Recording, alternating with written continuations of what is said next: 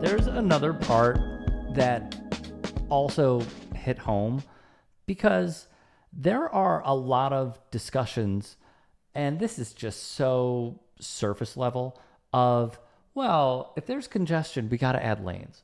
We got to add lanes. We got to add lanes. And they're doing it in Chicago right now. And my God, traffic is terrible. But regardless, what really gets me is you outlined, and activists that you spoke with outlined, how this is a complete facade.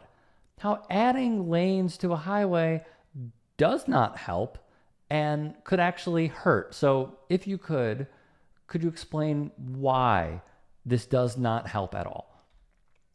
Yeah, this was the other basic question I had when I started reporting this book, which is if adding lanes to a highway doesn't fix traffic, why do we keep doing this? Why do we spend billions and billions of dollars adding lanes to highways? And the basic reason that it doesn't work has been well understood since at least the 1930s, and it's because of a phenomenon called induced demand. So basically what it means is that when you add capacity to a highway, cars will just fill up that capacity. So travel is a good like any other good, and it operates according to the laws of supply and demand. So when you increase supply, often demand follows. You induce demand by adding lanes to a highway. People change their behavior. Mm-hmm. So for example, someone might move farther from their job.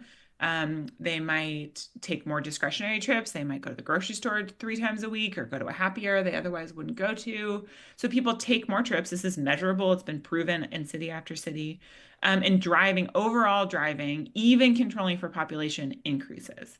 So when you add capacity, it does not solve congestion, as our state DOTs would like us to believe. It just means that more cars, more drivers, more driving will result. Um, and again, that has been just repeated in city after city, decade after decade across the country, this basic law. An economist in the 1960s called it the fundamental law of road congestion. And yet it seems to escape the understanding of the engineers who run our state highway departments. Hmm. There's another egregious example that you gave, and it was Congressman John Culbertson, who said he took pride in expanding the highway to 22 lanes. First off, when I hear this, I'm like, holy shit, 22 lanes is insane. Through your analysis, drive times worsened. Is there a number that would ever work to say, oh yeah, this will lead to less congestion? Why not make it 30 lanes? Why not make it 40 lanes? Yeah, is there possibly any way of just, yeah, this is what we have to do and build more lanes in order to have less congestion and have drive times be lessened? If there is a number, I have not seen it enacted. We're certainly trying our best to find that number. The Katy Freeway, the one that you just mentioned, is actually 26 lanes, including frontage roads. It is an absolutely Oh massive my road. God. But what happened is they built that highway and it went out to kind of raw, undeveloped prairie. And so what happened was developers built a lot of homes on that prairie, and people thought, oh, hey, there's this big highway that's going to get me back to my job in downtown Houston. Great, I can go buy a big house. No shade to the decision of any individual family, but there's a phrase that development follows roads. So you build a big road and people will move out farther from where they're going. So Mhm. I'm sure there's a limit. I'm sure you could build a 100-lane highway and at some point it would actually allow for free flowing travel. But the question is like, how much land are we willing to turn over to cars? Yes, a very good question at that. There was another one that really stuck out to me. In Dallas, there was a 2021 study that found 377 acres of land in the core of the ninth most populous city had been consumed by I-345 or depressed by its presence.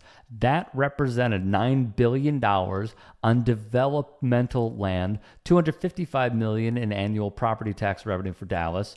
Removing the highway could create the capacity for 50,000 new jobs and 26,000 Houston units, the study found. I'm just curious, when you were writing your book and when you found these numbers through these studies, and then you brought it up to someone who opposed it and who said, no, we need more lanes, we need more highway, and you presented these factual anecdotes, what was their reaction? It depended on the person. I mean, in Dallas, that highway, it's I-345 and it connects South Dallas to North Dallas. And Dallas is a segregated city. And so a lot of people who live in South Dallas, it's a, predominantly Black neighborhood. They drive north to get to work because that's where all the jobs are. And people in South Dallas were pretty skeptical of the idea of removing that highway that, how am I going to get to work? How am I going to get to where I need to go? And, the answer to that question is like, okay, well, we're going to use that money to build a really robust, solid, reliable transit system. But I think that people who are like, there is some justifiable skepticism of like, well, why haven't you done that already? Like you could have already done that.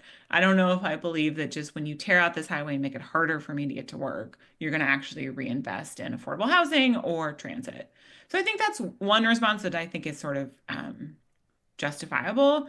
I think the kind of less justifiable one or the less kind of understandable one to me is that um, what TxDOT's response is that removing that highway and creating all this opportunity to build housing and businesses and economic development, well, that is going to cause cataclysmic traffic congestion, and that cost to the city is too high to bear.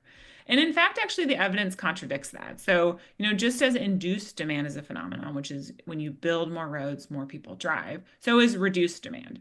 So in lots of cities across the country, when car capacity is removed, either because there's some act of God, an earthquake, or a natural disaster that closes the highway, or construction closes it, people measurably drive less. Traffic kind of evaporates. That happened in San Francisco when the Embarcadero Freeway, there was a massive earthquake that shut that highway down.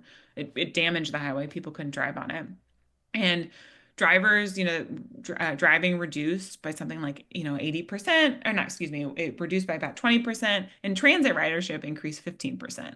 So like we can see examples of like people make different decisions. They do not just say like, hey, my Google map always took me this way, so I'm going to go that same way and just sit in whatever traffic will arise. Like people are rational consumers of travel, but I think a lot of the kind of planners, the traffic engineers think that people will just go on the same route. They will make all the same decisions um, when in fact, they won't. That the lots of evidence shows that they won't. When you remove capacity, people drive less. So I think people really get stuck on the traffic around that conversation when like what I really wanted to do with the book is like really try to pose the question of like, well, is traffic congestion the only thing we care about? Like, are you maybe willing to accept a 2 or 3 minute longer commute if like there's more interesting places to go? If there's an affordable apartment that you could live in or your sister could live in? If there's like more businesses downtown that you might walk to once you get there. Like, we have made fast car travel like the value above all other values. And like,